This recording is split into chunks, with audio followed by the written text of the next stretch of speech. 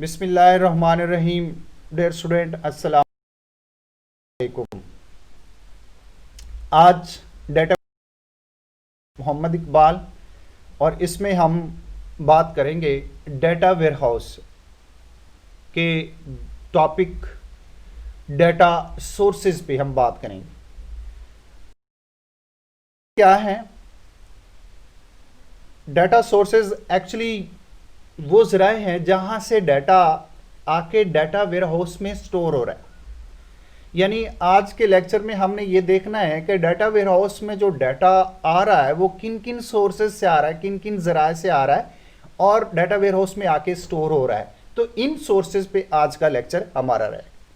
अगर हम देखें, इन सोर्सेज को देखें तो 4 कैटेगरीज हमारे पास आती हैं, 4 ग्रुप्स आते हैं जिनको हम डिफरेंट कैटेगरी में फॉल कर सकते हैं। तो इन पे हम बात करते हैं।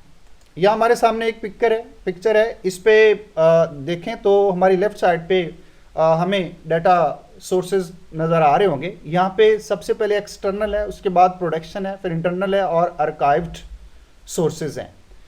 तो ये 4 कैटेगरीज हैं डाटा सोर्सेज की। यहाँ से डाटा आता है और आगे जाके डाटा वेयरहाउस में जाके स्टोर होता है और देन उसके ऊपर डिफरेंट टाइप्स के ऑपरेशंस परफॉर्म किए जाते हैं।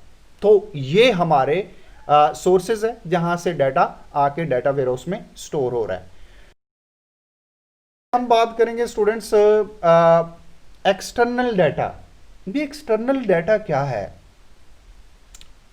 देखिए, किसी भी कंपनी को अपनी परफॉर्मेंस को बेहतर करने के लिए, स्टैंडर्ड्स वैल्यूज को समझने के लिए, कंपटीटर्स के साथ compete करने के लिए उसे बाहर से डाटा की ज़रूरत होती है।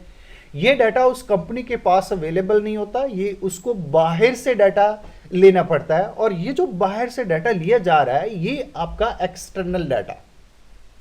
मसलन most executive depends on data from external sources for high percentage of the information they use।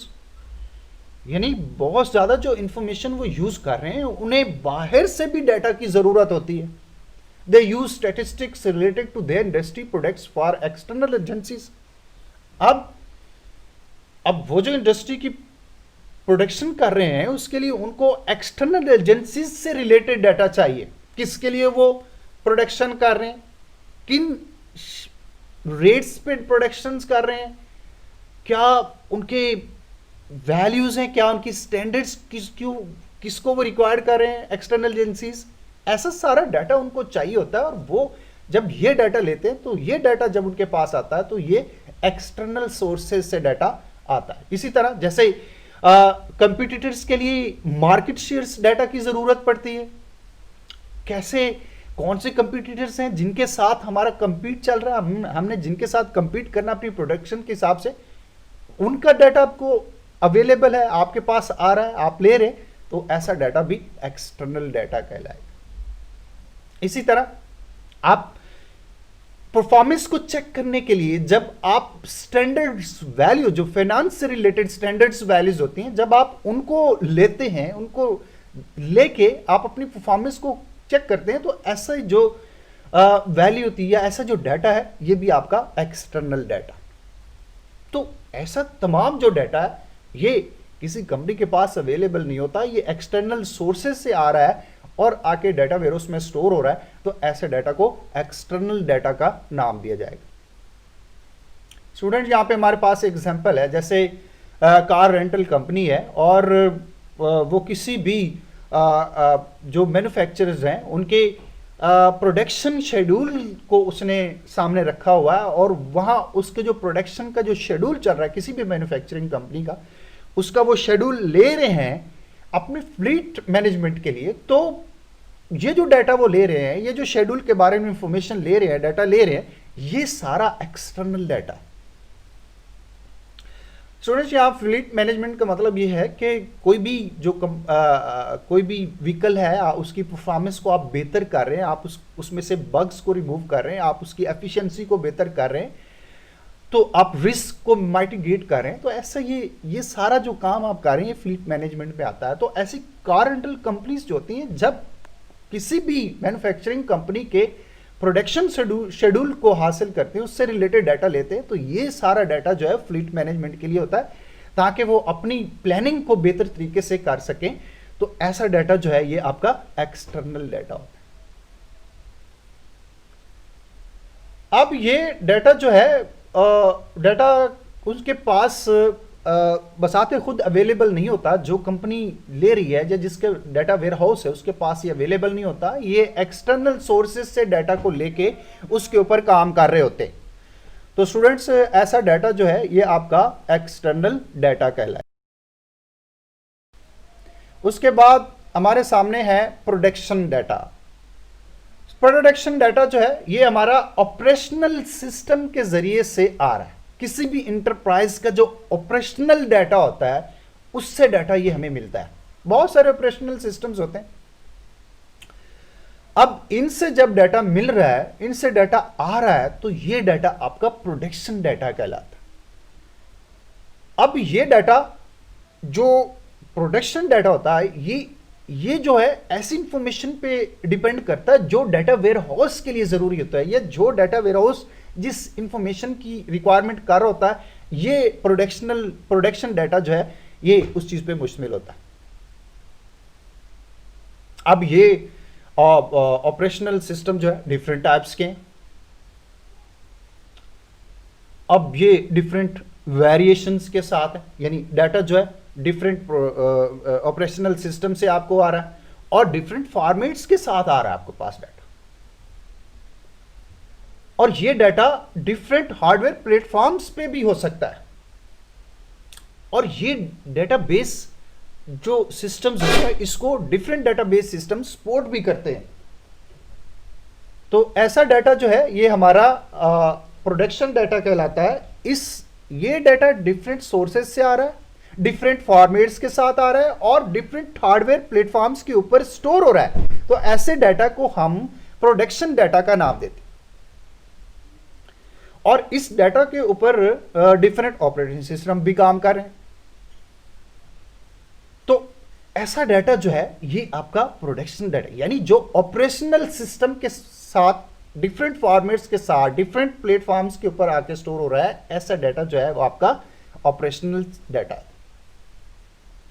अब ये अब कोई क्यूरी अप्लाई करते हैं किसी भी ऑपरेशनल सिस्टम के ऊपर, किसी भी इंफॉर्मेशन के लिए, कोई खास इंस्टेंस जो है अपने बिजनेस के से रिलेटेड किसी इंफॉर्मेशन के ऊपर क्यूरी करता है, क्यूरी अप्लाई करता है, तो उसके अगेंस्ट जब उसको डाटा मिल रहा है तो ये आपका प्रोडक्शन डाटा है।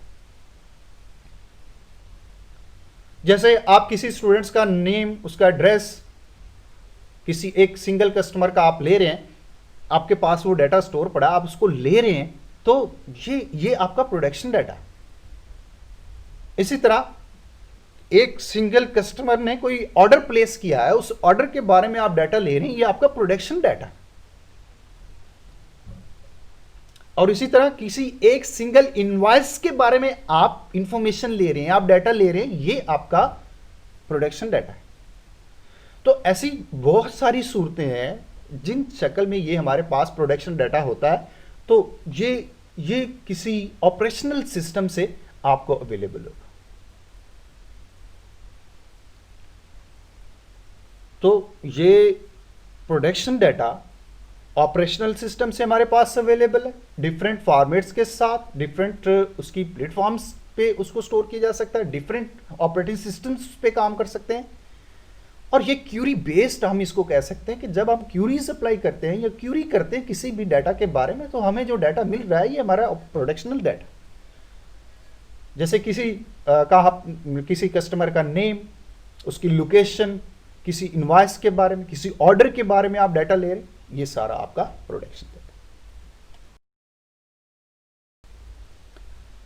नेक्स्ट अगली स्लाइड पे हमारे पास इंटरनल डाटा है।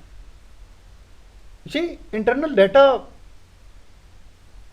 किसी यूजर्स की जो प्राइवेट्स होती हैं, ये किसी यूजर के बारे में जो इंफॉर्मेशन होती है, जैसे कस्टमर की फाइल है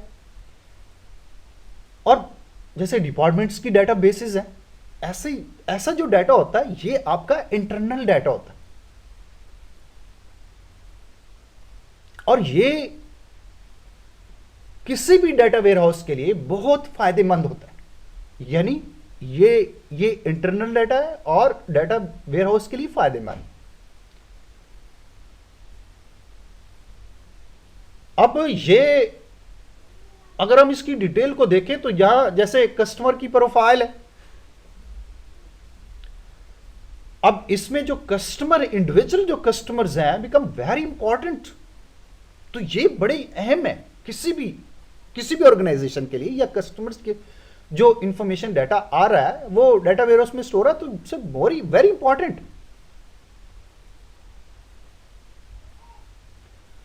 तो ऐसा डाटा जो है ये आपका इंटरनल डाटा है। बहुत सारे कस्टमर्स होंगे, उनसे रिलेटेड बहुत ज्यादा इंफॉर्मेशन होगी। अब इस इंफॉर्मेशन को स्टोर करना है, उसको रखना है। जब ये आपके पास इंफॉर्मेशन अवेलेबल है, ये आपके पास पड़ी है, तो ये जो डाटा है ये आपका इंटरनल डाटा है। जैसे फॉर एग्जांपल कोई एक किसी मार्केट में आप खास कोई ऑफर देना चाहते हैं, किसी इंडिविजुअल यूजर्स को आप कोई खास ऑफर देना चाहते हैं, तो फिर आपको पूरी डिटेल चाहिए। उन यूजर्स के लिए आपको डिटेल चाहिए, तो आपको फिर जिस डाटा की जरूरत पड़ेगी वो आपका इंटरनल डाटा। आप किसी कस्टमर के बारे में देखना चाहते हैं कि किसने ऑर्डर प्लेस किया है, जब उसकी आप डाटा ले रहे हैं, उसकी इंफॉर्मेशन ले रहे हैं, तो ये आपका इंटरनल डाटा है।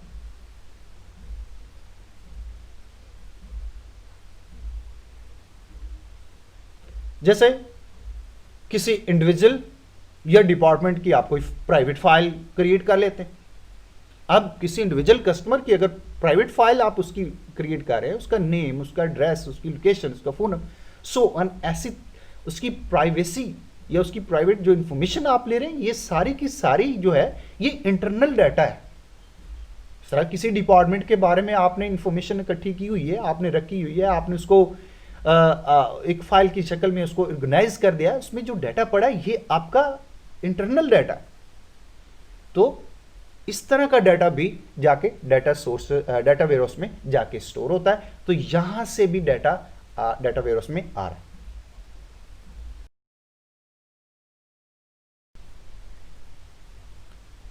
आर्काइव डाटा स्टूडेंट्स, यहां हमारे पास इसकी जो चौथी कैटेगरी है डाटा सोर्स की, वो हमारे पास आर्काइव डाटा है।